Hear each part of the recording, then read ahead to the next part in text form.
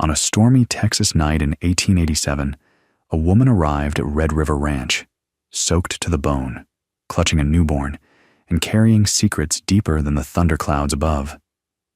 No one knew her name or story, but from that moment on, the life of one solitary rancher would never be the same again. Hit, like, share, and subscribe, and stay with us until the very end to witness what happened after she knocked on his door. They say the most profound changes in life come when we least expect them. On a night when thunder shook the Texas sky and rain lashed against the windows of Red River Ranch, fate knocked on Western Cade's door. There she stood, a woman named Callie, drenched to the bone, clutching a baby to her chest. Her eyes held secrets darker than the storm clouds above, and her words would change everything. He's not yours, but he needs you. For a man who'd sworn never to let anyone past his gates again, this moment would test every wall he'd built around his heart. The baby's eyes held an echo of something he thought he'd buried long ago, along with the memory of his brother. What connection could this mysterious woman have to the tragedy that tore the Cade family apart 15 years ago? Before we jump back in, tell us where you're tuning in from. And if this story touches you, make sure you're subscribed, because tomorrow I've saved something extra special for you. Weston's boots left wet marks on the hardwood as he strode to his study, the woman's words echoing in his mind. Behind the old mahogany desk, he pulled out a leather-bound portfolio, one he hadn't touched in 15 years. Inside, yellowed, with age but preserved in plastic, lay the newspaper clipping that had haunted his dreams. Tragic accident claims, young rancher's life, Cade brothers' partnership ends in heartbreak. The article's words blurred before his eyes as memories flooded back. That cursed night, Luke had been rushing home from Houston, eager to share news about some woman he'd met. One patch of black ice, one split second, and everything changed. The investigation revealed no foul play, just cruel fate and poor timing, but the guilt, the crushing weight of their last argument about Luke's wild ways, that had driven Weston to transform Red River Ranch into his fortress of solitude, rain, pelted against the window, drawing his attention to the present. Down the hall, he could hear the baby's soft coos mixing with Callie's gentle shushing. Something about those sounds pierced the carefully constructed walls around his heart, reminding him of Sunday dinners and laughter that once filled these rooms. Mrs. Rodriguez, his housekeeper of 20 years, appeared in the doorway. Her weathered face held concern as she watched him return the portfolio to its drawer. "Senor Cade, the guest room is ready. I've left out some of your mother's old nightgowns for the young lady." "Thank you, Maria." His voice was gruff with emotion. "Make sure they have everything they need. And you, what do you need, mijijo?" The tenderness in her voice nearly undid him. Weston turned to the window, his reflection ghostly against the storm-dark glass. At 45, his face had grown harder, more lined than Luke's would ever be. The successful ranching empire he'd built meant nothing on nights like this, when the past refused to stay buried. "What I need," he said quietly, "is to understand why this woman chose my door. Of all the ranches in Texas, why here?" Maria's silence spoke volumes. They both knew there had to be more to the story. The baby, something in those innocent eyes had struck him like lightning. They were Cade eyes, with that same distinctive gold ring around the iris that his brother had. But Luke was gone, had been gone for 15 years, and Weston had sworn an oath at his grave. No more taking in strays, no more trying to save everyone like their father had taught them. The ranch was a business now, not a sanctuary. Thunder cracked overhead, and somewhere in the house, the baby began to cry. Weston's hands clenched at his sides, muscle memory from years of restraining himself from reaching out, from caring. "The storm's getting worse," Maria observed. "God has a way of bringing people together when they need each other most." Weston scoffed softly. "Or perhaps the devil does, to remind us of our failures." But even as he said it, he knew he wouldn't turn them out. Not in this weather, not with those eyes haunting him. One night of shelter wouldn't break his rules. Tomorrow he'd get answers. Tomorrow he'd figure out what connection this woman had to his brother, if any. For tonight, though, he'd do what Luke would have done, offer sanctuary from the storm. It was the least he could do to honor his brother's memory, even if every act of kindness felt like reopening an old wound. As Maria's footsteps faded down the hall, Weston pulled out his phone and dialed his ranch foreman. "Tom, I need you to run a background check first thing tomorrow. Name's Callie. That's all I've got for now. And Tom, be discreet about it. Very discreet." He ended the call and stared at the newspaper clipping one last time before locking it away. Outside, the storm raged on, but inside Red River Ranch, something long dormant was stirring back to life. Whether Weston Cade was ready for it or not, midnight found Weston still awake, nursing a glass of bourbon in the kitchen when soft footsteps caught his attention. Callie appeared in the doorway, wearing his mother's old nightgown, looking impossibly young and vulnerable in the dim light.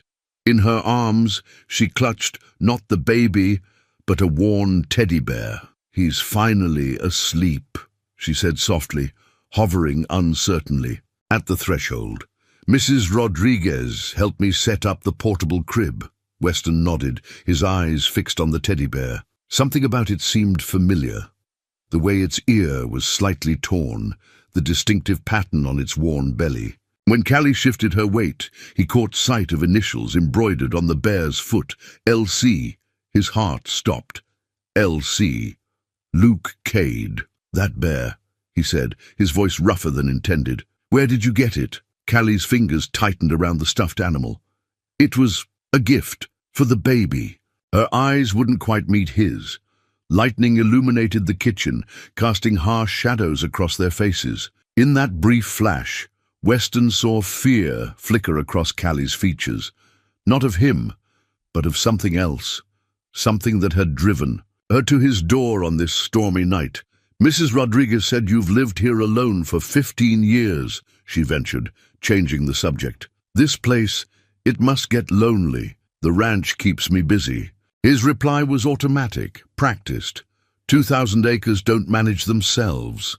And the empty rooms, do they manage themselves too? There was no judgment in her voice, only a sad understanding that made him uncomfortable. Before he could respond, a distant cry echoed down the hallway. "The baby!" Callie moved to go, but Weston surprised himself by standing first. "I'll check on him."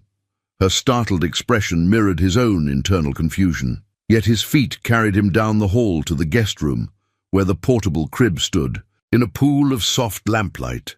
The baby, he still didn't know his name, was squirming, little face scrunched in distress. Without thinking, Weston reached down and lifted him. The weight felt foreign, yet natural in his arms, stirring memories of holding Luke when they were children, when their age gap of 5 years had made him feel like a third parent rather than just a brother.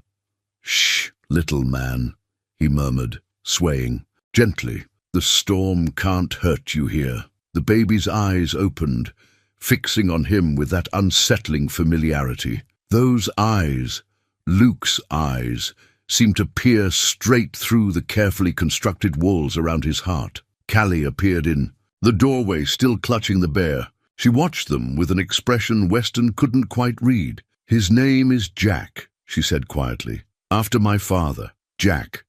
A solid name, a rancher's name. The kind of name that belonged on a property like Red River Ranch." Weston pushed the thought away as quickly as it came. "He likes you," Callie observed, moving closer. "He doesn't usually take to strangers."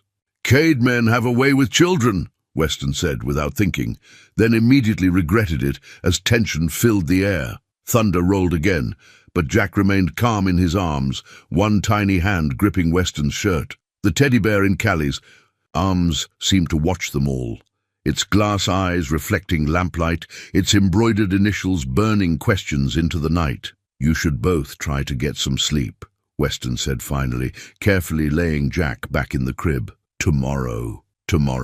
"You'll want answers," Callie finished for him. "I know. But some answers come with prices, Mr. Cade. Some truths are better left buried. Not in my house, he replied firmly. Not with that bear in your hands. She flinched slightly but held her ground. Sometimes the kindest thing we can do is let the past rest. The past doesn't rest, Miss Callie. It just waits for the right storm to blow it back into our lives. With that, he left the room, her eyes following him like phantom touches in the dark. Back in his study, Weston opened his laptop and typed LC Teddy Bear into his private investigation firm's secure message system. Someone would have answers. About that bear. About why a woman he'd never met had his dead brother's childhood toy. Outside, the storm showed no signs of letting up, its fury matching the turbulence in his heart. Sleep would not come easy tonight, not with ghosts walking, his halls and secrets hiding behind innocent eyes. Dawn broke over Red River Ranch, the storm's aftermath, leaving everything rain-washed and new. In the kitchen, Weston stood before his mother's recipe box, a worn index card in his hand. Margaret Cade's famous Sunday morning pancakes was written in his mother's elegant script, with a note at the bottom, "The secret ingredient is love. Make them for someone special." He'd found himself pulling out the recipe before he could think better of it. The sound of Callie and Jack stirring upstairs had awakened something long dormant. A muscle memory of family breakfasts, of his mother's insistence that important. Conversations happened better over good food. Mrs. Rodriguez arrived early, taking one look at the recipe card and smiling knowingly. "Your mama would be proud," she said, reaching for the cast-iron griddle. "It's just breakfast," he muttered, but they both knew it wasn't. The kitchen filled with familiar scents as Tom, his foreman, appeared at the back door. One look from Weston sent him around to the study entrance instead.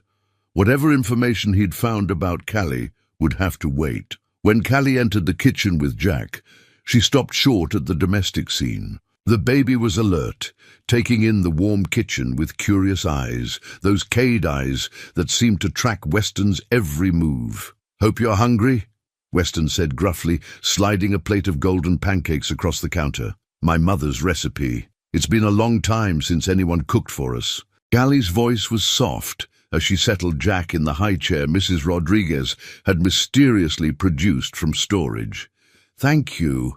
Morning light streamed through the windows, highlighting the dark circles under her eyes, the worry lines around her mouth. She couldn't be more than 30, Weston realized, yet she carried herself like someone who'd lived several lifetimes of trouble. "My ranch hands saw your car down by the gate," he said, keeping his tone casual. "Tom's having it brought. Up to the garage. Batteries dead from the lights being left on." Callie's fork paused halfway to her mouth. "I can call a mechanic. Already taken care of. But it'll be a few days for parts." He watched her carefully. "Gives us time to talk about that bear, Mr. Cade." "Weston," he corrected. "If you're eating my mother's pancakes, it's Weston." She smiled despite herself, and for a moment he glimpsed the woman she might have been without fear riding her shoulders. "These are wonderful," she said clearly, deflecting. "Your mother must have been an amazing cook." She was amazing at everything. He found himself reaching for the recipe card again, running his thumb over the worn edges. "She would have loved—" He stopped himself, but Callie finished the thought. "Having a baby in the house again? Having life in the house again." He amended. "After Luke died, everything just stopped." Jack chose that moment to grab for Weston's finger as he passed, tiny hand wrapping around weathered skin with surprising strength. The gesture, so innocent and trusting, sent a jolt through Weston's carefully maintained defenses. "He does that with people he likes," Callie said quietly. "He's a good judge of character." "Like his mother?" Weston met her eyes steadily. "Because I'm starting to think you are too. You chose this ranch for a reason, Callie. The bear, those eyes of his. You knew exactly where you were coming when you showed up last night." Color drained from her face, but before she could respond, Tom appeared in the doorway, his expression urgent. "Boss, that information you wanted, you need to see this. Now, Weston rose, torn between the pull of answers and the peculiar reluctance to break this moment of almost peace. "We're not finished here," he told Callie. "No," she agreed, something like resignation in her voice.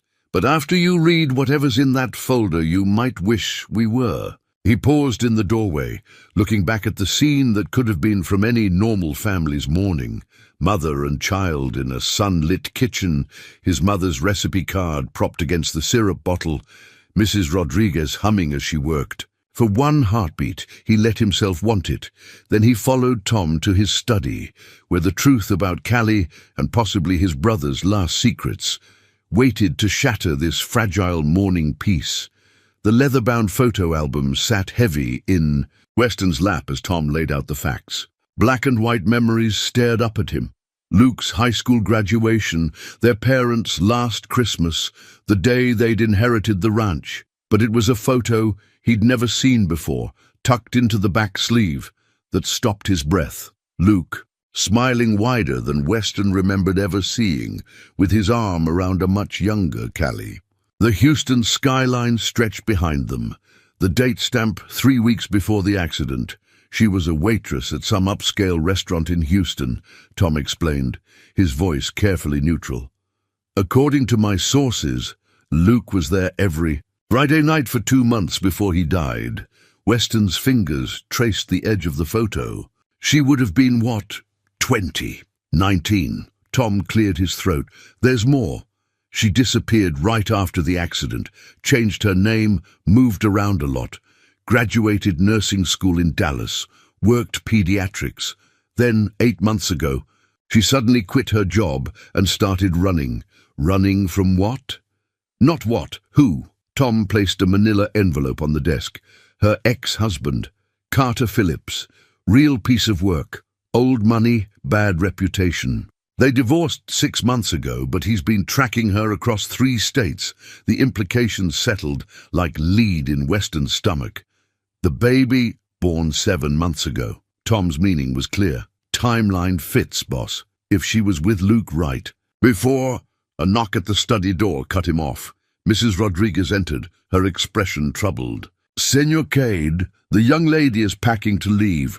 She overheard your foreman's car phone through the garden window." Cursing, Weston grabbed the photo album and strode toward the guest room, his long legs eating up the distance. He found Callie shoving clothes into her bag, tears streaming down her face while Jack watched from the bed, surrounded by pillows. "Were you ever going to tell me?" His voice was hoarse. "About Luke?" She froze, then slowly turned to face him. "I was 19, she whispered. "A girl with big dreams, serving tables to pay for nursing school. He was charming, kind. Said he had a brother who'd love me too. A family ranch where dreams came true. But you never came to the ranch. Never came to his funeral. I was afraid." Her hands twisted together. "I just found out I was... But then the accident happened, and I lost everything. The baby, Luke, my courage. I ran away, tried to build a new life." Weston opened the photo album, found the hidden picture. "And now, Carter, he's not Jack's father, but he thinks he has rights to him because we were married when Jack was born. He has judges in his pocket, police on his payroll. I had nowhere else to go." Her eyes pleaded with him. "Luke always said if I ever needed help, find his brother. Said you were the most honorable man he'd ever known." A sound from Jack drew their attention. The baby had pulled himself up, reaching for the photo album with curious hands. Looking at him now, Weston saw not just Luke's eyes, but their mother's smile, their father's determined chin. "Carter's dangerous," Callie continued softly. "I shouldn't have come, shouldn't have involved you. But Luke," her voice broke, "Luke said you'd understand about protecting family."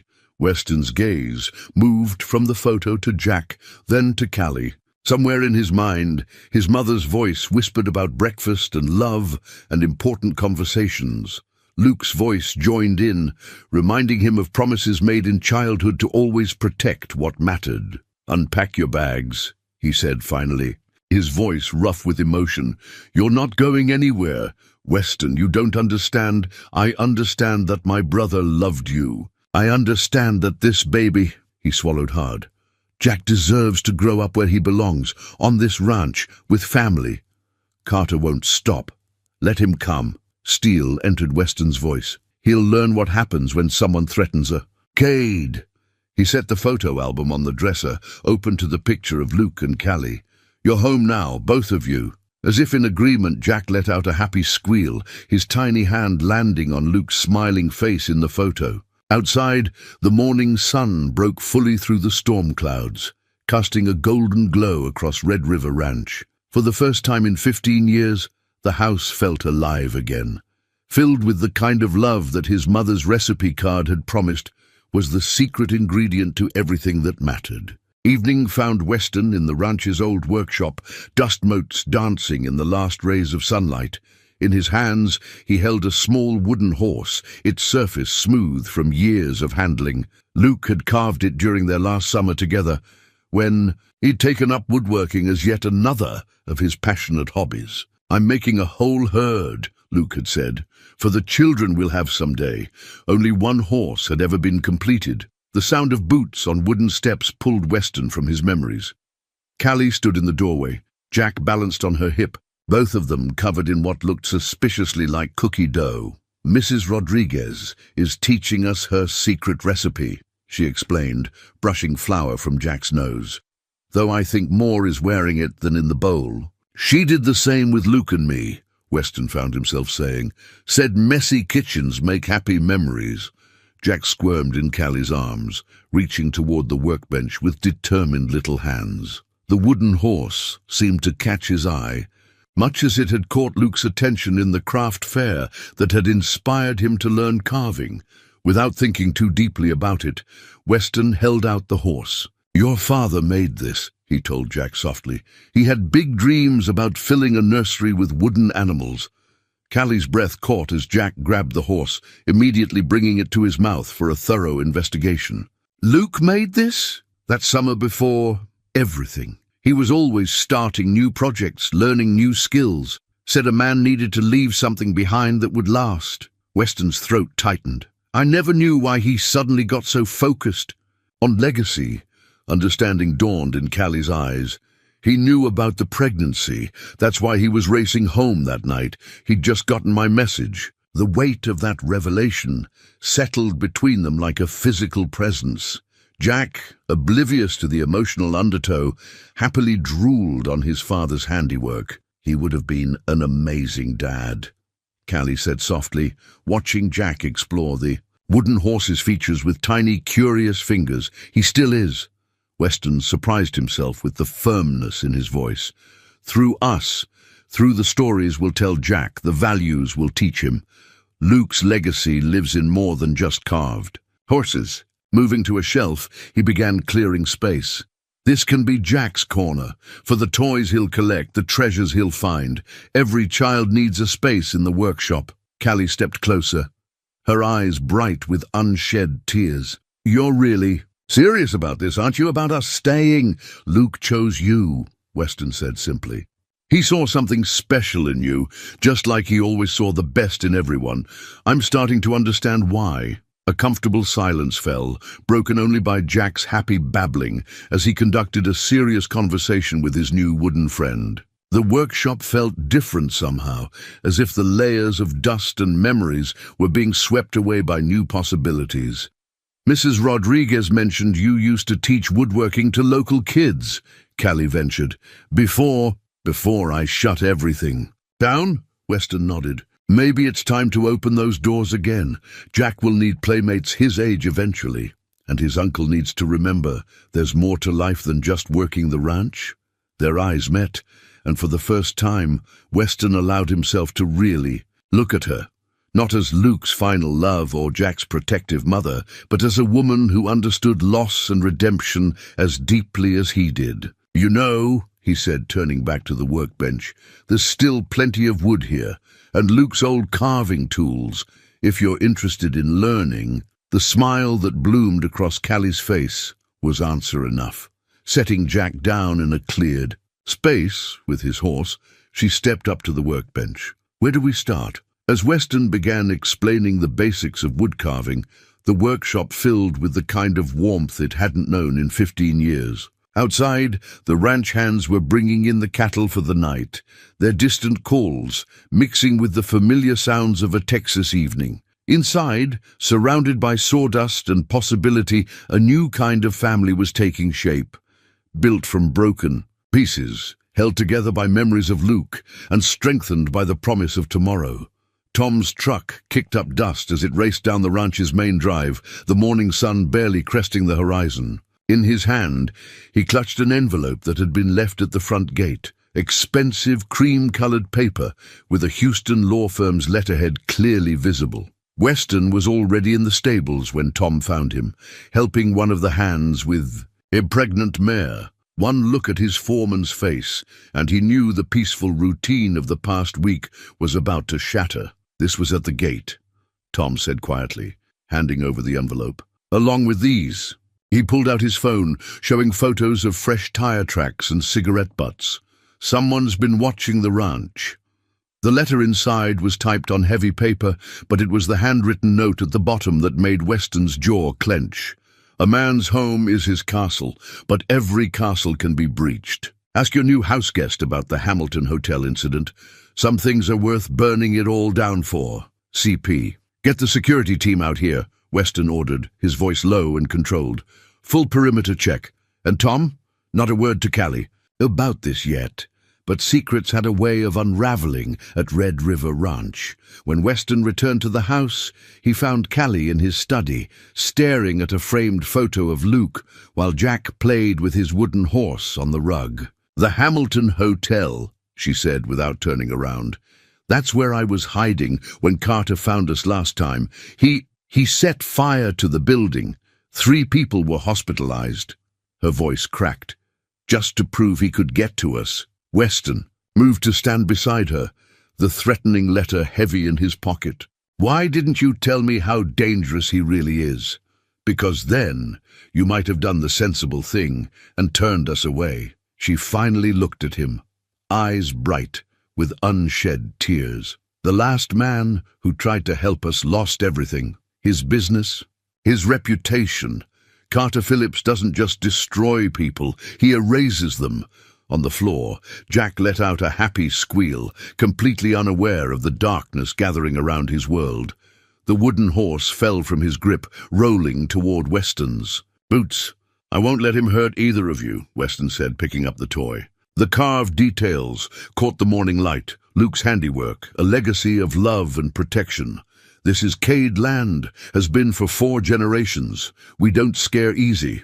You don't understand. Carter has connections, money, people everywhere, and I have 2,000 acres of Texas ranch land, 40 loyal hands who've worked this property for decades, and something Carter Phillips will never have." He handed Jack back his horse. "Family worth fighting for." Callie's breath caught at the word family, but before she could respond, Mrs. Rodriguez appeared in the doorway. "Senor Cade, the sheriff is here, says it's urgent." Weston exchanged a look with Callie. "Stay here. Keep the doors locked." The sheriff's weathered face was grim as Weston met him on the front porch. "Got some news you need to hear, Weston. 3 men checked into the motel in town yesterday, driving a black SUV with Houston plates. Been asking questions about the ranch, about your house guests." "Carter's men," Weston growled. "Way they're spending money around town, they're not here for the scenery." The sheriff adjusted his hat.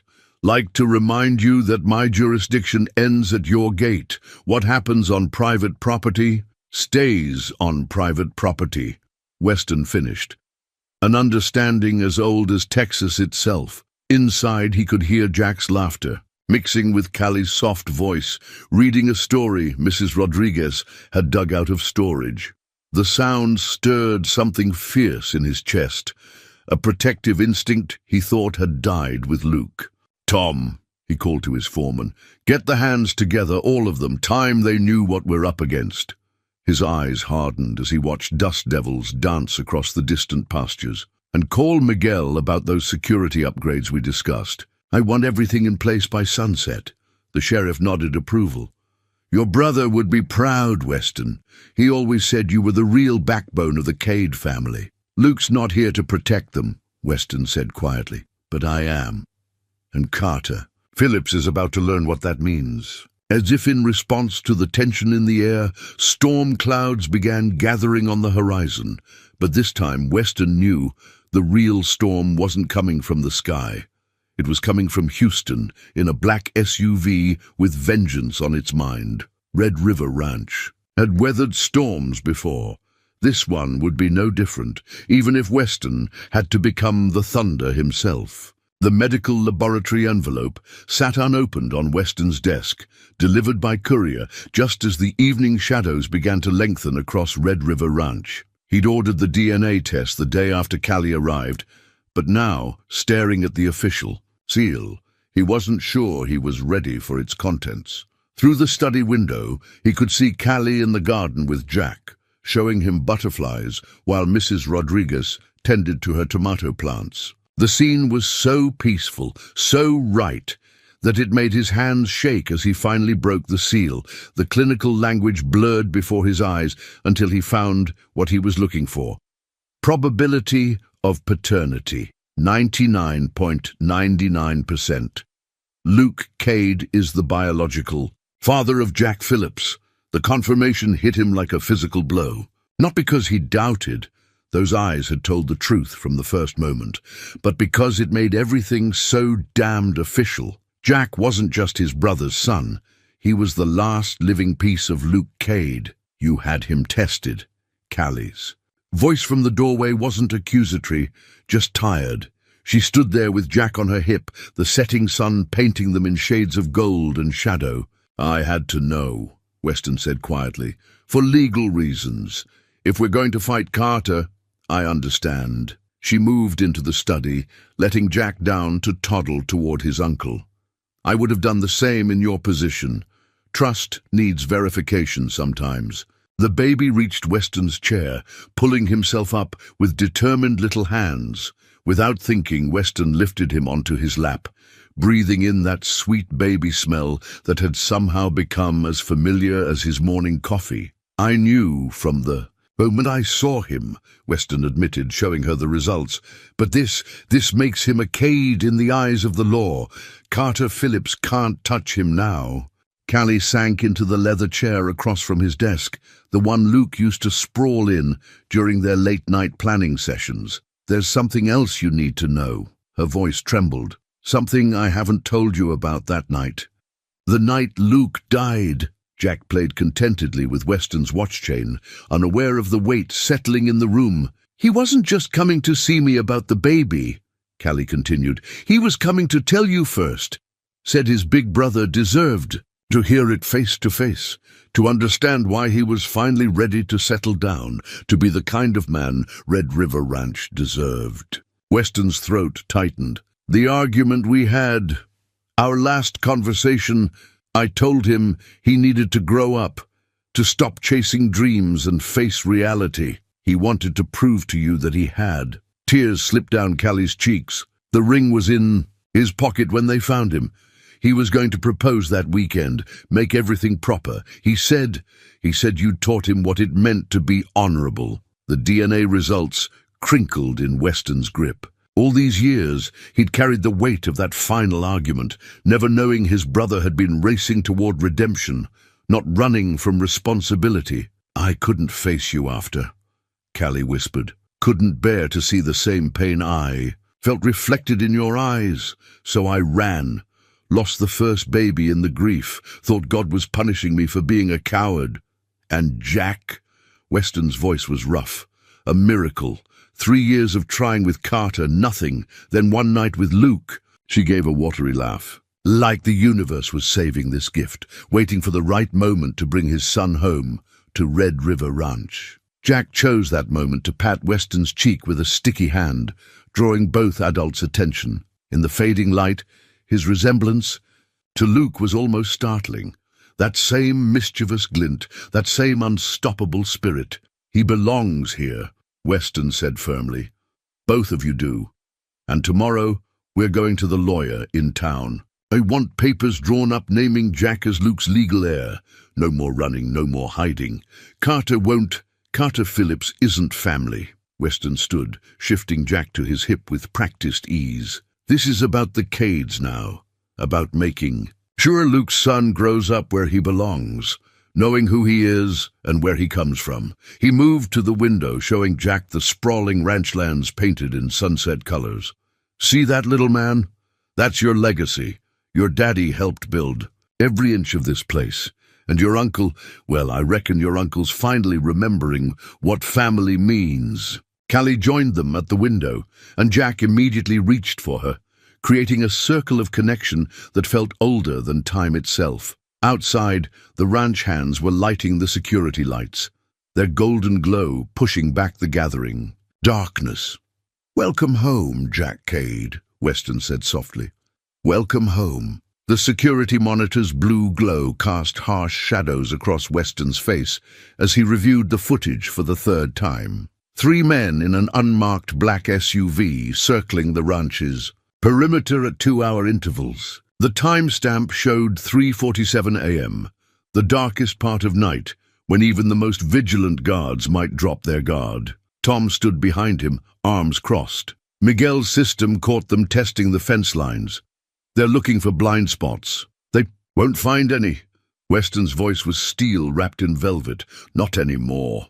The camera footage shifted to the main gate, where one of the men had left another message, this time spray-painted across the historic Cade Ranch sign. "Time's running out." A soft gasp from the doorway made both men turn. Callie stood there, in her robe, face pale in the pre-dawn light. "I know that car," she whispered. "That's Marcus, Carter's head of security. The others, they're the ones who set the hotel fire." "Mrs. Rodriguez is with Jack?" Weston asked, already reaching for his phone. Callie nodded. "In the panic room you showed us, but Weston, if Marcus is here himself, then Carter's not far behind." He punched in a number, his jaw set. "Sheriff, those Houston boys just made their first move. Might want to have your deputies keep an eye on the town roads." The sheriff's reply was grim. "Already got 2 cars reported stolen from the motel parking lot. They're building up to something. Let them try." Weston's eyes returned to the security footage, watching the SUV's slow circuit around his land, his home, his family. A quiet knock, and Miguel, the security contractor, entered with a tablet. Motion sensors just picked up movement in the south pasture. Night vision shows they're setting up observation posts. "They're not here to observe," Callie said, her voice shaking. "This is how it started at the hotel. Small threats, testing, defenses, then they struck all at once." Weston moved to her side, his solid presence offering shelter from memories and threats alike. "This isn't some hotel, Callie.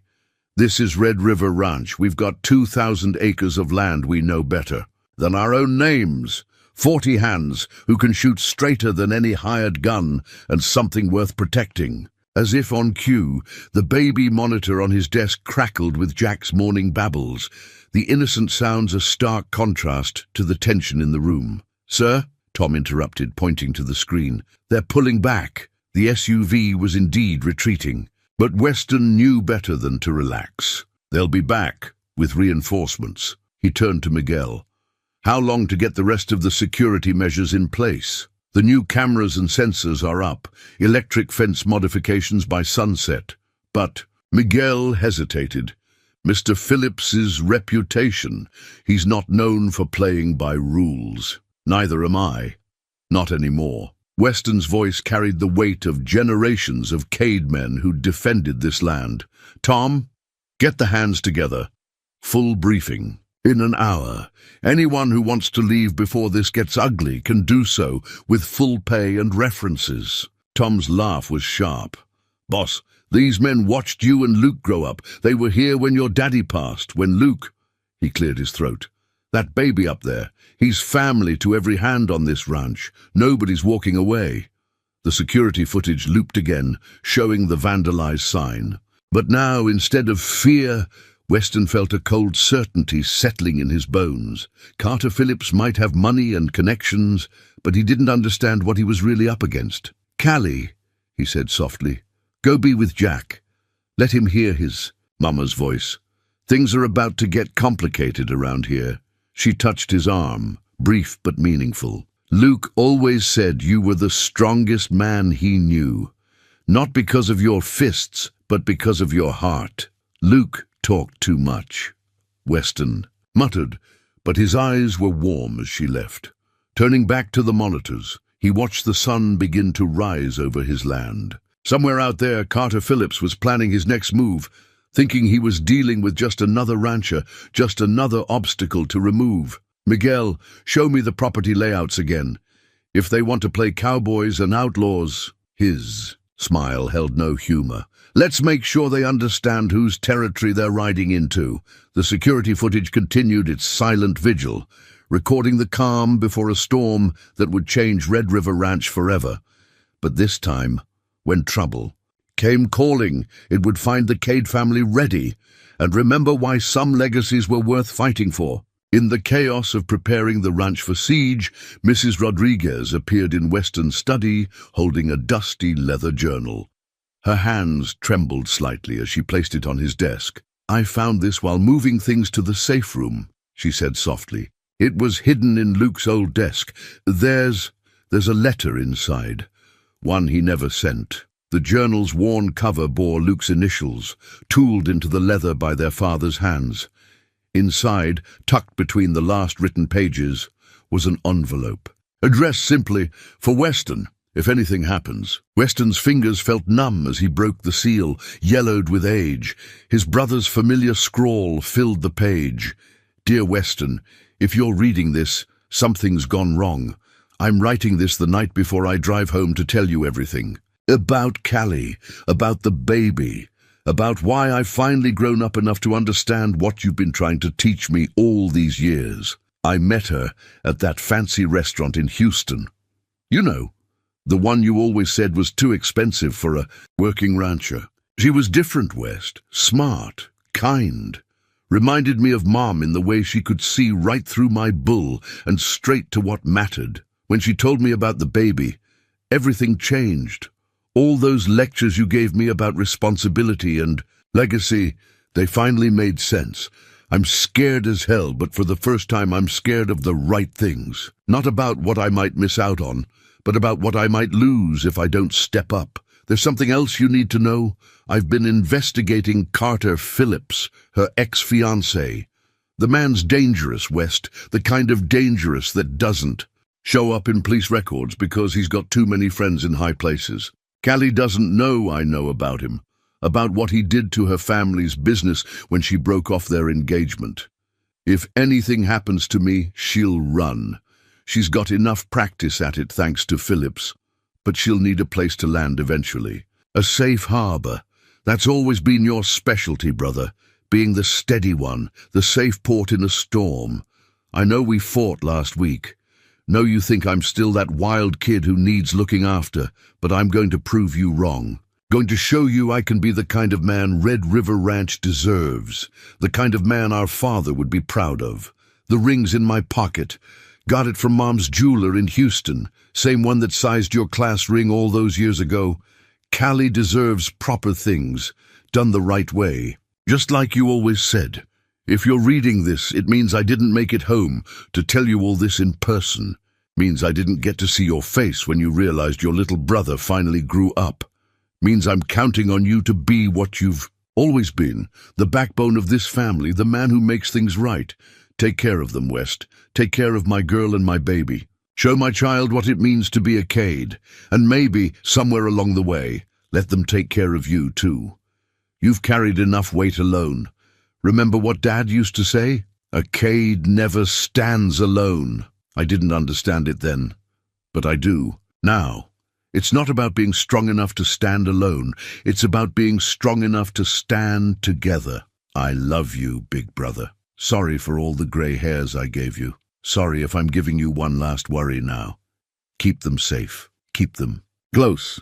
And for God's sake, learn to smile again. My kid's going to need to know their Uncle Weston has a heart under all that granite. Your brother, Luke. The letter blurred in Weston's hands. Outside his study window, he could see Callie walking with Jack in the garden, pointing out butterflies. While two ranch hands kept careful watch, his brother's last words seemed to hang in the air, a final request that had taken 15 years to fulfill. Mrs. Rodriguez touched his shoulder gently. He knew, mijijo. He knew you would be here when they needed you. I should have known about Phillips back then, Weston said roughly. Should have protected them sooner. You're protecting them now. Her voice was firm. And Luke, he's helping too in his way, sending them home when they needed it most. Home. The word echoed in his chest as he watched Jack toddle after a butterfly, Callie's laughter carrying through the window. His brother's last letter had finally completed the circle, bringing the past and present together in a way that demanded action. Carefully folding the letter, Weston placed it in his desk drawer. There would be time for memories later, right? Now he had a promise to keep. To his brother, to his family, to himself. Maria, he said quietly, get everyone inside.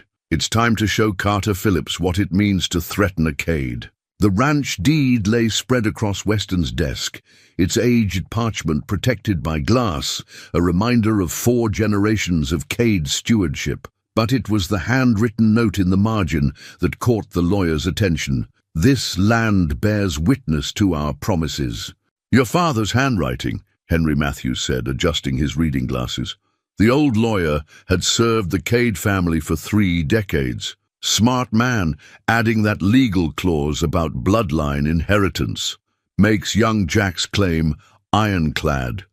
Carter, Phillips won't care about legal claims, Weston replied, studying the property maps spread around the deed. He's used to buying or burning whatever stands in his way. Then it's good thing you can't buy Texas pride, and Cade land doesn't burn easy. Henry's weathered face creased with determination. The trust papers are ready. Once you sign, everything transfers to Jack's name, with you as executor until he's of age. Phillips won't be able to touch this place, not without going through every rancher and judge in 3 counties. Through the window, Weston watched Tom directing the ranch hands in fortifying key positions. The men moved with quiet efficiency, their actions practiced from years of defending the ranch against rustlers and wild animals. Only this time, the threat walked on 2 legs and wore expensive suits. Miguel reports 3 more vehicles coming in from the north, Tom announced, entering the study. They're setting up at the Carson property. Old Jake's boy apparently sold them access. Weston's jaw tightened. The Carsons spread bordered Red River's northern pastures, prime position for surveillance. Jake Sr. must be rolling in his grave.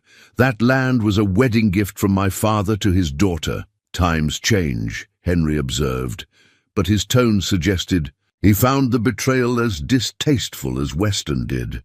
A knock at the door revealed Callie, her face pale but composed. Jack's down for his nap. Mrs. Rodriguez is with him in the safe room.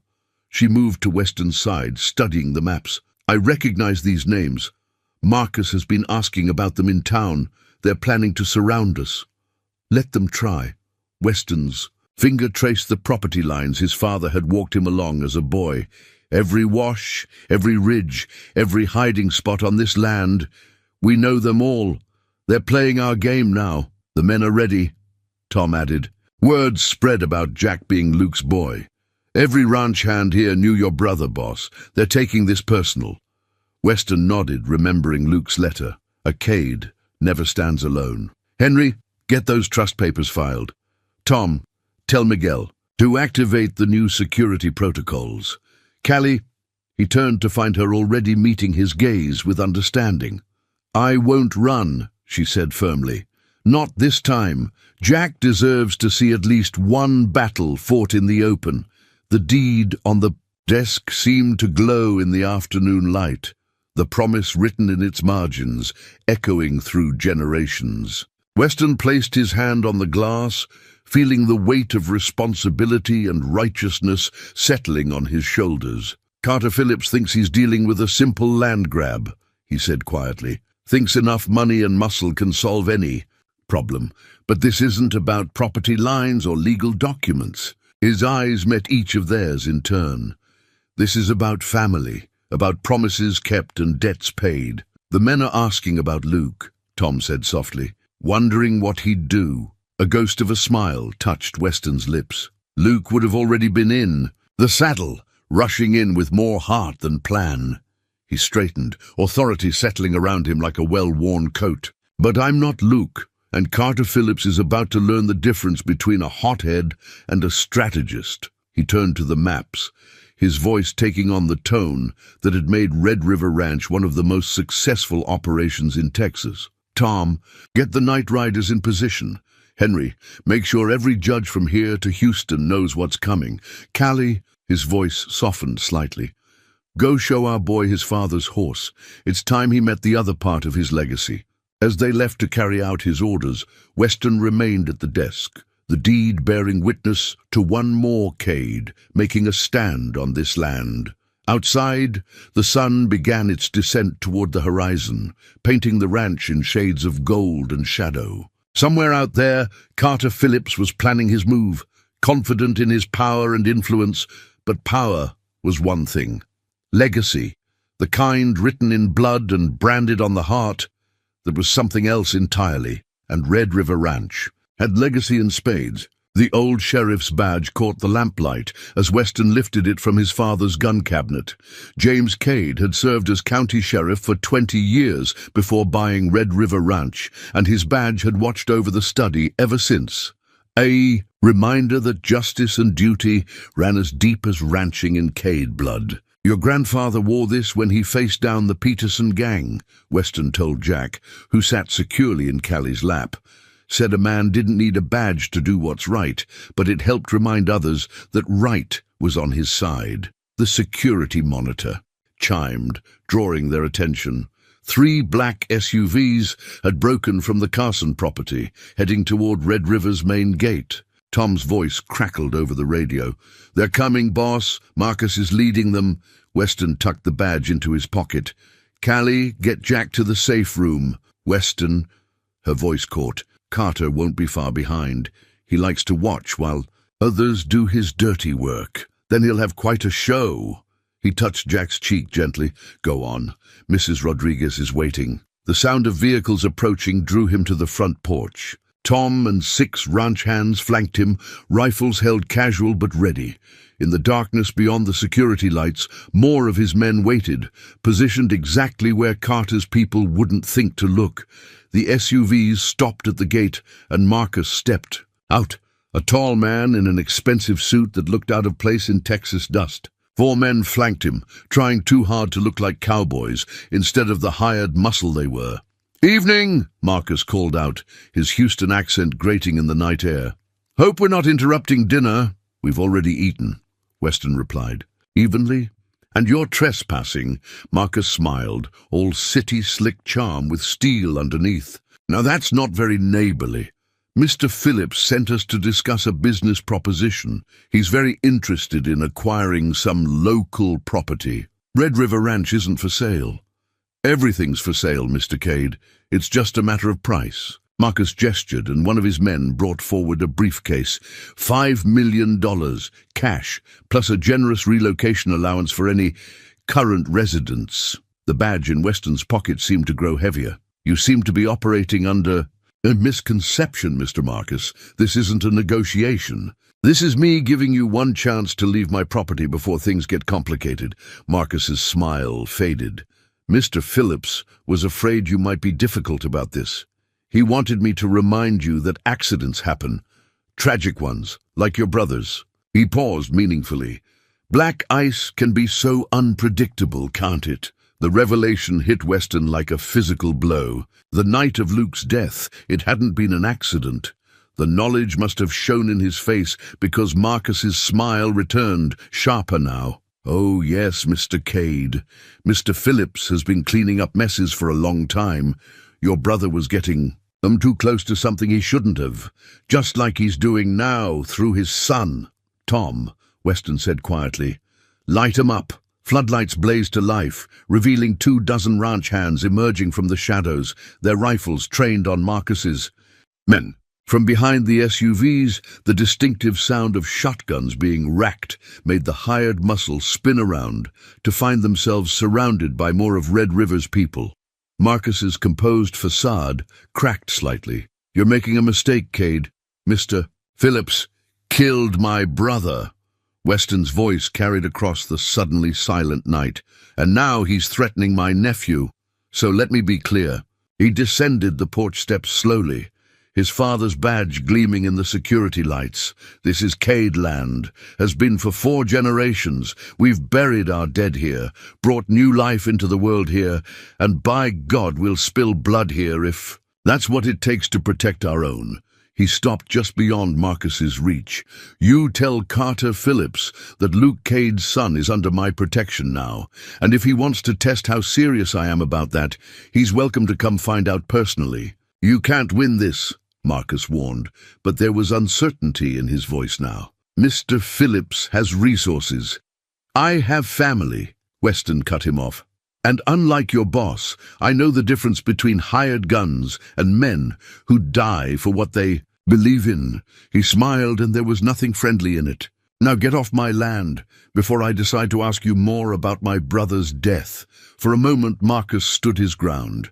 Then one of his men called out nervously, "There's more of them in the trees, boss." The hired muscle began backing toward their vehicles, their city-trained instincts finally recognizing the danger in these quiet countrymen with generations of Texas steel in their spines. "This isn't over," Marcus promised as he retreated. "No," Weston agreed, his hand touching his father's badge. "But it's going to end differently than you think." He watched until the SUVs disappeared into the night, their taillights swallowed by darkness. Behind him, Tom stepped closer. "They'll be back," his foreman said quietly, "with Phillips himself this time." "Good." Weston turned toward the house where his family waited. "It's time we settled all our debts at once." Dawn found Weston in the ranch's chapel, a small wooden structure his great-grandfather had built for his bride. The Cade family Bible lay open on the simple altar, its pages chronicling generations of births, marriages, and passings. In the margins of Luke's birth announcement, their mother had written, "2 brothers, 1 heart." Mrs. Rodriguez found him there, her fingers tracing the newest entry, Jack's name, carefully penned in Weston's steady hand. "The town is coming," she said softly. "They've heard about Marcus's visit, about Luke." Outside, trucks and cars were already pulling up to the ranch house. Ranchers, shopkeepers, mechanics, faces Weston had known all his life. Some carried rifles, others boxes of ammunition or supplies. Their wives brought food, their children carried blankets, and first aid kits. Sheriff Davidson's patrol car led another convoy up the drive. "Whole county's talking," he announced, joining Weston on the chapel steps. "About Luke's boy, about Phillips' threats. Had to set up a rotation system for all the volunteers." Weston watched as Tom organized the arrivals, directing people with the efficiency of a general preparing for siege. "They don't need to risk themselves for us." "Risk ourselves." A sharp laugh made them turn. Old Joe Martinez, who'd lost his own ranch to a corporate takeover 10 years ago, stepped forward. "Boy, this ain't just about the Cades anymore. This is about everything we've been losing, inch by inch, to men like Phillips, men who think money can buy what we built with generations of sweat and blood." The sheriff nodded grimly. "Got word from Houston. Phillips cleaned out his accounts, called in favors. He's coming with everything he's got." "Good." Weston's hand rested on the family Bible. "Let him see exactly what he's really up against." Inside the ranch house, Callie was helping the women organize supplies. Jack balanced on her hip as she directed traffic with natural grace. The sight of her, finally standing her ground instead of running, stirred something deep in Weston's chest. "Your brother would be proud," Mrs. Rodriguez said, following his gaze, "of all of this, the way you've brought people together, the way you've given them something to stand for. Luke always did have a way of causing trouble that turned into something meaningful," Weston admitted, a smile touching his lips as Jack spotted him and reached out with demanding arms. Taking his nephew, Weston carried him back to the chapel, to the Bible that held their family's story. "See this little man.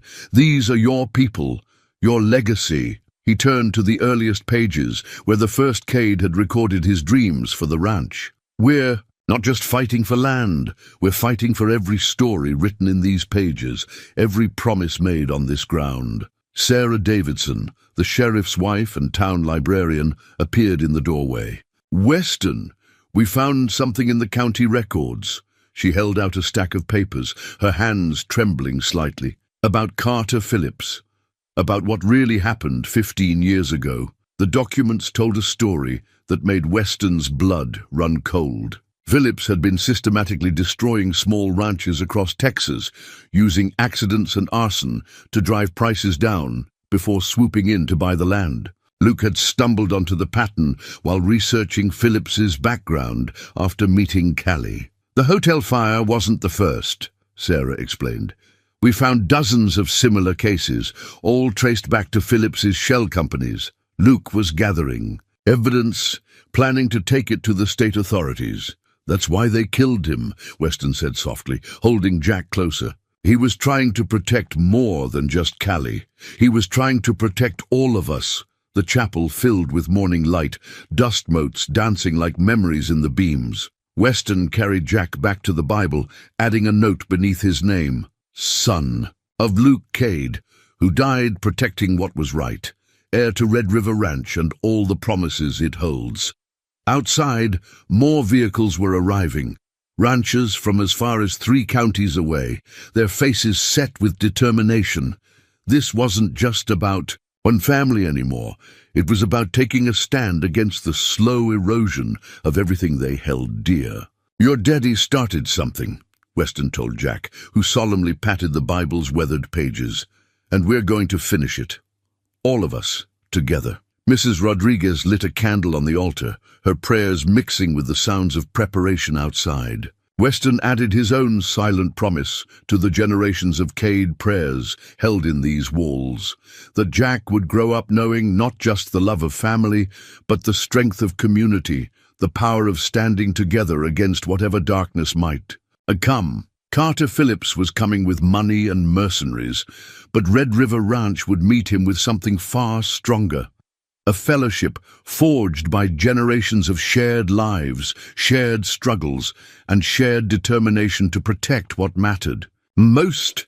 The gold wedding ring caught the afternoon light as Weston held it up. His mother's ring, the one Luke had gotten sized in Houston, the one found in his pocket after the crash. Mrs. Rodriguez had kept it safe all these years, waiting for the right moment. "Luke wanted you to have this," Weston told Callie, watching. Her eyes filled with tears. "He was coming home to tell me about you, about the baby, about his plans for making things right." "Sir," Tom's voice cracked over the radio. Multiple vehicles approaching from the north. Phillips is leading them. Callie's fingers closed around the ring as Weston moved to the window. A convoy of black SUVs and luxury cars was approaching, throwing up dust clouds against the Texas sky. At their head, a silver Bentley drove with the arrogant confidence of a man used to getting his way. "Get to the safe room," Weston said quietly. "Keep our boy close." But Callie stood her ground, Luke's ring now on her finger. "No, I'm done running." From Carter Phillips, "Luke died trying to expose him. It's time I honored that courage." Outside, the ranch had transformed into a fortress. Local law enforcement mixed with ranch hands, their vehicles creating a defensive perimeter. Armed men stood ready on the roof and behind hay bales. The sheriff himself flanked Weston as he walked onto the porch, every inch the Texas rancher, defending his land.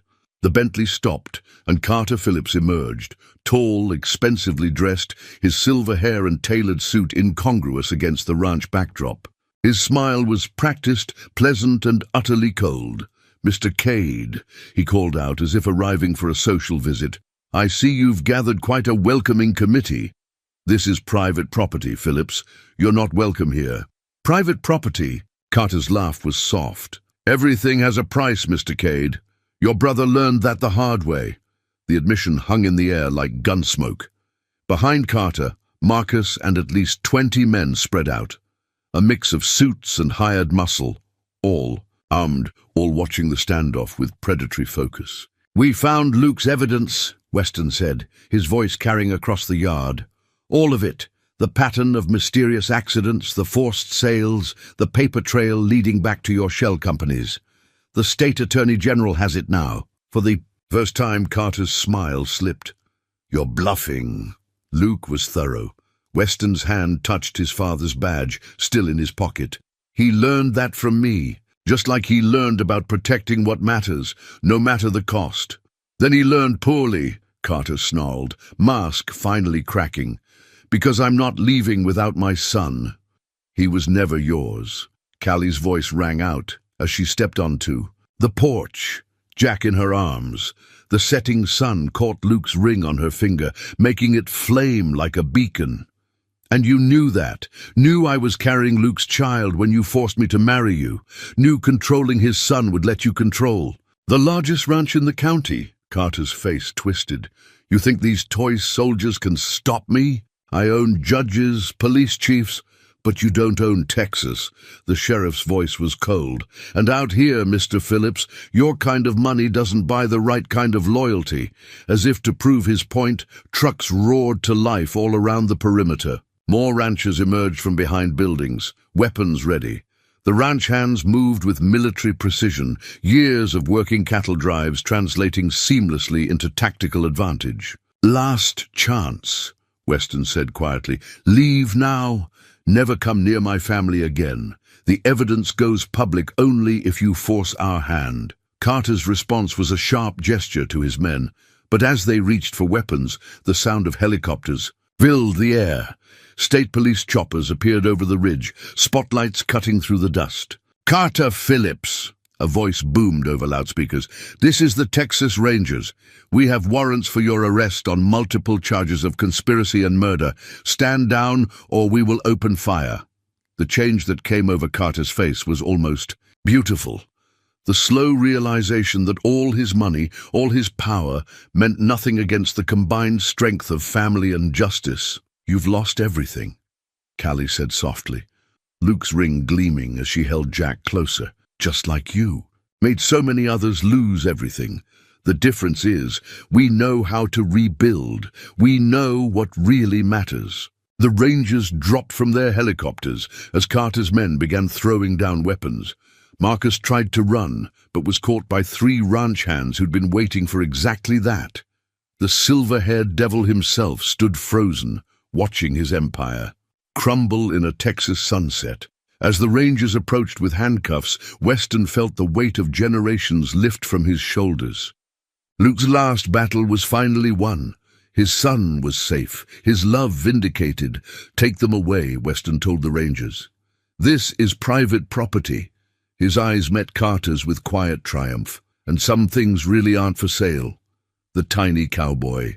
Boots sat on Weston's desk, their hand-tooled leather gleaming in the morning light. Custom-made by the same craftsman who'd made Luke's first pair, they bore the Cade brand and Jack's initials, a testament to heritage and hope intertwined. 3 weeks had passed since Carter Phillips's arrest. The ranch had settled back into its rhythms, though now those rhythms included Jack's laughter echoing through halls that had been silent too long, and Callie's gentle presence bringing life back to forgotten corners. They're perfect, Callie said from the doorway, watching Weston trace the tooling with careful fingers. But isn't he a little young for real boots? You're never too young to know where you belong. Weston smiled, remembering his own first pair, the pride in his father's eyes. Besides, he'll need them for the celebration tonight. The ranch was preparing for its first big gathering since the showdown. Not just a celebration of victory, but a homecoming. For Jack, for Callie, for the very soul of Red River Ranch. The whole county would be there, drawn together by bonds stronger than blood. The reporters are still calling, Callie said, moving to straighten the frames on his desk, photos of Luke, of their parents, and now prominently displayed one of Jack sitting on his first horse, grinning with pure Cade charm. They want the whole story. About Luke's investigation, about Carter's arrest, about how a small ranch community brought down a corrupt empire. Let them wait, Weston stood, lifting Jack's boots. Some stories, belonged to family first. They walked together to the nursery, Luke's old room, now transformed with love and memory into a space for his son. Jack was awake in his crib, practicing his new favorite skill of pulling himself up, his eyes bright with mischief. "Look here, Cowboy," Weston said, kneeling beside him. "Your first real boots. Your daddy wore ones just like these." Jack reached for them with characteristic determination, the same look Luke used to get when facing a challenge. The boots were a perfect fit, as if measuring his father's baby feet all those years ago had somehow prepared the old craftsman for this moment. "Mrs. Rodriguez says he's just like Luke," Callie said softly, watching Jack admire his new footwear.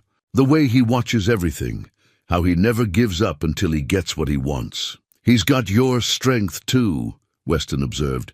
"Your grace under pressure." Outside, they could hear the preparations beginning. Tom directing the setup of tables and lights, Mrs. Rodriguez orchestrating an army of local women in the kitchen, ranch hands stringing lanterns across the yard. The community that had stood together in battle now gathered to celebrate their shared victory. Jack took his first stumbling steps in his new boots, tiny hands gripping their fingers for balance. Together, they guided him to the window where the late afternoon sun painted Red River Ranch in shades of gold and promise. "The state attorney general called again," Weston said, watching his nephew point excitedly at the horses in the paddock. "Philip's entire network is unraveling. Luke's evidence was even more extensive than we realized. He was protecting more than just you. He was trying to save every small ranch in Texas from corporate raiders like Carter." Callie's hand found his, squeezing gently. "He would be proud of all of this, of how you've helped heal not just his son, but an entire community." "We all did it together," Weston corrected, thinking of the unified stand their neighbors had taken. "Just like Luke always said we should." A knock at the door revealed Mrs. Rodriguez, her face alight with joy. "The guests are arriving, mi familia. And wait until you see what the ladies have prepared. Enough food for 3 counties." Jack's boots clumped determinedly across the hardwood as he headed for the door, already drawn by the sounds of gathering celebration. His confidence in his new footwear growing with each step, just as his place in this family, this community, grew stronger every day. "You know," Callie said, watching him go, "I used to dream about this when I was running, scared and alone, about finding a place where Jack could grow up safe, loved, surrounded by people who'd stand together against any storm." "Dreams have a way of coming true on this ranch," Weston replied, thinking of all the hopes and prayers written in the family Bible downstairs, especially the ones worth fighting for. Together they followed Jack's determined march toward the gathering celebration, his new boots marking each step with the sound of belonging. Outside, the Texas evening was painting the sky in brilliant colors, as if nature itself was celebrating this moment of healing, of family found and legacy secured. Red River Ranch was whole again, its heart beating strong with the rhythm of tiny boots on ancient floors and the laughter of a child who would grow up knowing exactly where he belonged. The adoption papers lay pristine on Henry Matthews' polished desk, their crisp legal language somehow inadequate to capture the magnitude of what they represented. Weston stood at the window of the lawyer's office, watching Callie in the garden below as she showed Jack a butterfly, Luke's ring catching the morning light. "It's all here," Henry said, his voice gentle with understanding. "Legal guardianship. Transferring to you both, you as uncle by blood, Callie as mother. The Cade name officially restored to Jack's birth certificate, and..." He paused, pulling out one more document. "The marriage license, if you're both ready." Weston's hands weren't quite steady as he turned from the window. 6 months had passed since Carter Phillips's arrest.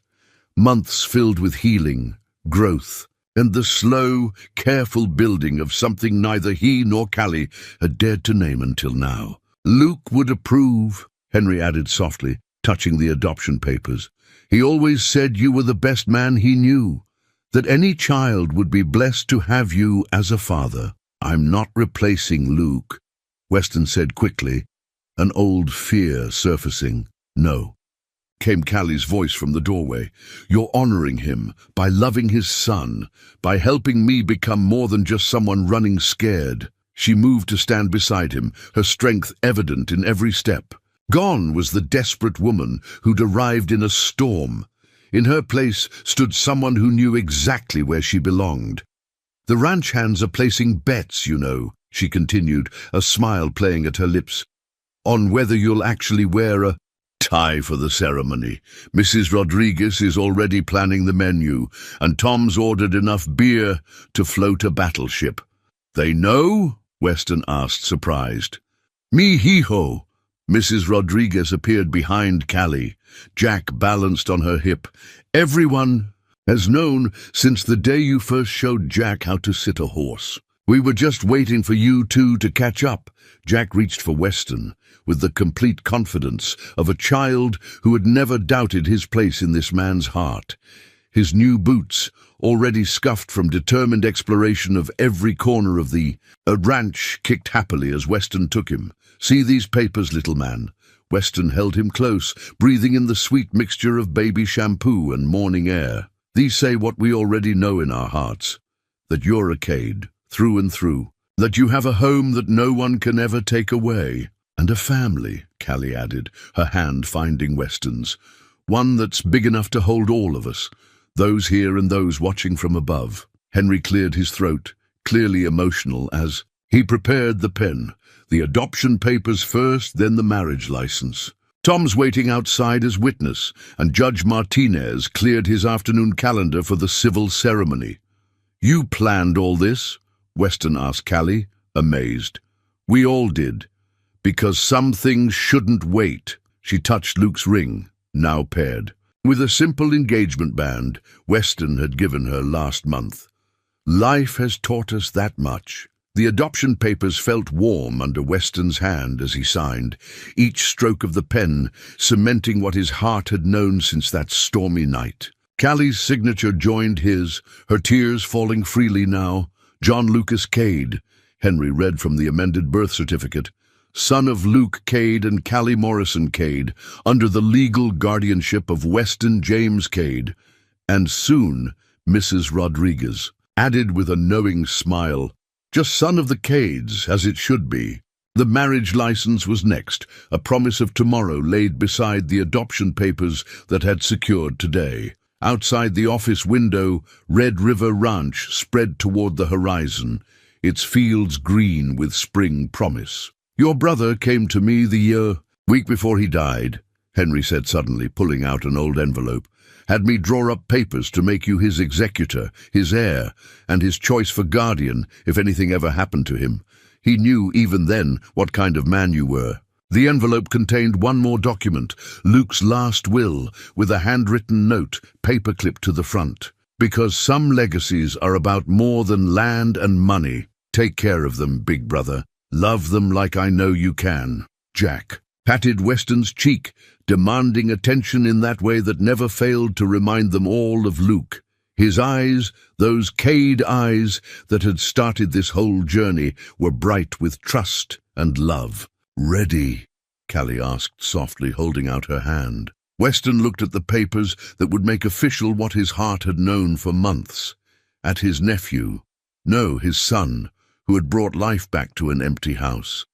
At the woman who had run through a storm and found her way home. "Ready," he answered, taking her hand. "Let's make this family official." Behind them, Mrs. Rodriguez was already on her phone, setting the celebration in motion.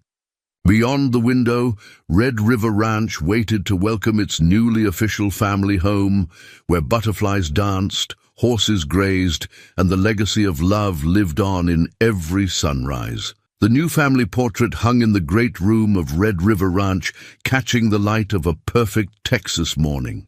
Taken on Jack's second birthday, it showed the boy perched proudly on his first pony, Weston and Callie on either side, their faces bright with the kind of joy that comes from dreams realized.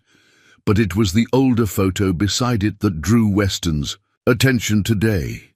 Luke's last Christmas at the ranch, his smile somehow knowing, as if he'd seen this future even then. "He's asking for his boots again," Callie said, coming up behind him.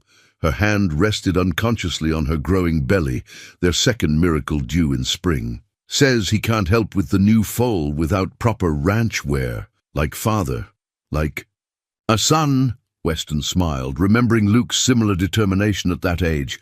Both of them.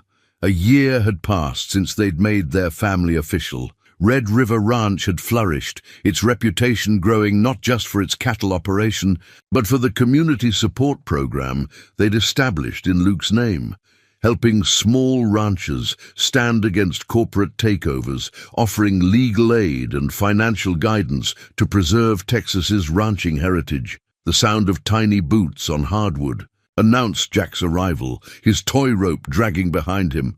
"Papa, the baby horse is waiting." Weston swept him up, breathing in the scent of sunshine and childhood that seemed to follow him everywhere. "Hold on there, cowboy. What's the first rule of ranch work?" "Family breakfast first," Jack recited, grinning with Luke's unmistakable charm. "Mama says it's where all good things start." Through the window, they could see Mrs. Rodriguez directing the ranch hands, setting up for tonight's celebration. 1 year since the adoption, since their wedding, since Red River Ranch had become truly whole again. The entire county would be there, just as they had been for every major moment since the showdown with Carter Phillips. The governor's office. "And called again," Callie said, straightening Jack's collar with practiced ease. "They want you to head the new Rural Protection Committee.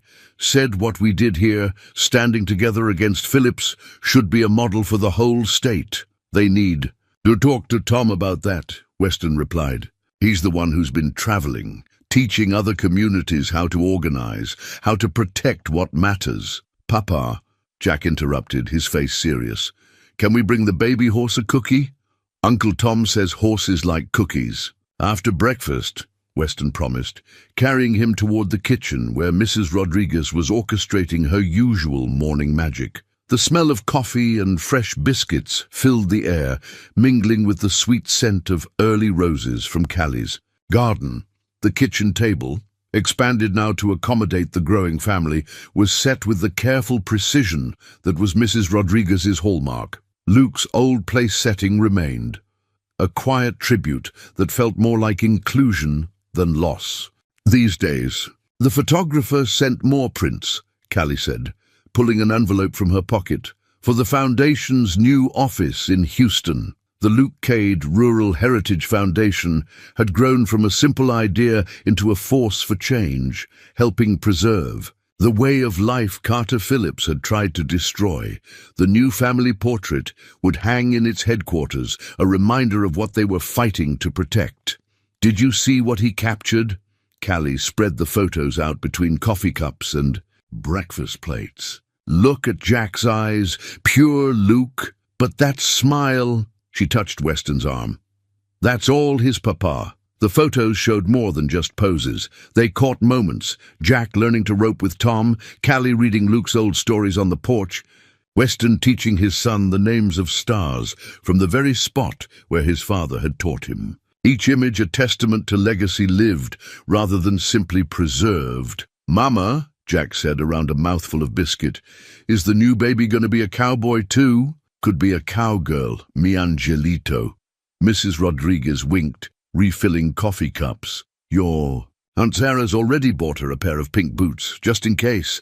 The morning sun streamed through windows that had once been shuttered against grief, painting the kitchen in shades of hope and possibility. Outside, Red River Ranch was coming alive with another day's work. Horses nickering, cattle lowing, ranch hands calling greetings across the yard. Weston looked at the family portrait again, at the way it captured not just faces, but the very spirit of what they'd built here. Luke's legacy, transformed but undiminished. A family forged from storm and struggle, made stronger by the very forces that had tried to break it. "Papa!" Jack tugged his sleeve. "The baby horse is waiting." "So, she is, son." Weston smiled, tasting the sweetness of that word on his tongue. "So she is." The leather-bound journal lay open on Weston's desk, its pages filled with Callie's elegant handwriting. "The Story of Red River Ranch," the title page read. "A legacy of love and courage." She'd started writing it the day they'd made their family. Official, determined that their children would know every chapter of their heritage. Reading it again? Callie asked from the doorway, their newborn daughter cradled against her shoulder. Little Lucy Rose, named for Luke and Weston's mother, blinked sleepily in the soft evening light. Jack asked about the storm tonight. Weston said, touching the first page where Callie had described that desperate evening 2 years ago. Wanted to know if I was scared when you arrived. Were you? She settled into Luke's old chair, now well worn from her countless hours of writing. In the study. Terrified, he admitted, watching his daughter's tiny fingers curl around her mother's necklace. Not of you, but of hoping again, of letting love back in. Through the open window came the sound of Jack's laughter mixing with Tom's patient instructions. Evening rope practice, a ritual as sacred as Sunday services. The boy had his father's natural seat on a horse and his uncle's steady hands, a living bridge between past and present. I finished the last chapter today, Callie said, nodding toward the journal. About Lucy's arrival, about how the whole county showed up with food and gifts, about how Mrs. Rodriguez declared she needed 2 rocking chairs on the porch now, 1 for each grandbaby. Weston smiled, remembering the elderly housekeepers. Tears of joy when they'd told her the baby would carry Rose as a middle name. Family wasn't always about blood, as Red River Ranch had proven time and again. The journal's final pages caught the setting sun, the ink still fresh where Callie had written their newest chapter. But it was her dedication on the last page that caught his eye. To Luke, who loved bigger than Texas itself, to Weston, who taught us all how to be brave, and to our children, who will always know they are part of a story greater than themselves. The Foundation office called, he said, gathering his thoughts. Philip's last appeal was denied. Everything he stole is being returned to the families he hurt. Luke's evidence is still helping people, even now. He would have loved that. Callie's voice was soft with memory. Almost as much as he would have loved this. She nodded toward the window where Jack had finally mastered the loop Tom was teaching him, his whoop of triumph, pure Cade pride. Lucy stirred at the sound of her brother's voice, her eyes, storm grey like her grandmother's, opening to take in the study's familiar warmth. Sometimes, Weston said, taking his daughter with practiced ease, I think he does see it. That night you arrived. It wasn't just desperation that brought you here. It was Luke making sure his family found its way home. Callie rose, moving to stand beside them at the window. Below, Jack was demonstrating his new skill for Mrs. Rodriguez, who applauded with genuine delight. The setting sun painted Red River Ranch in shades of gold and promise, the same light that had welcomed generations of Cade's home. That's why I wrote it all down, she said, touching the journal. Every storm, every triumph, every moment of grace. So they'll know they're part of something unbreakable, a legacy of love that's stronger than any force that tries to tear it apart. Lucy's small hand found her father's finger, holding on with that same Cade determination that had seen them all through darker days. Outside, the evening star appeared above the ranch house, the one Luke had always claimed was their mother. And keeping watch? Ready for dinner? Callie asked, gathering the journal. Mrs. Rodriguez made your father's favorite chicken and dumplings. Says Lucy needs to learn her family recipes early. Weston looked around the study one last time, at Luke's, photo smiling down at them, at the family portrait showing them all together, at the journal that held their story in loving detail. Everything that mattered, preserved and protected, just as he'd promised his brother on that long-ago night. Yeah, he said softly, cradling his daughter close. Let's go home. Together they walked toward the kitchen's golden light where family and legacy waited to welcome them, just as they always had at Red River Ranch.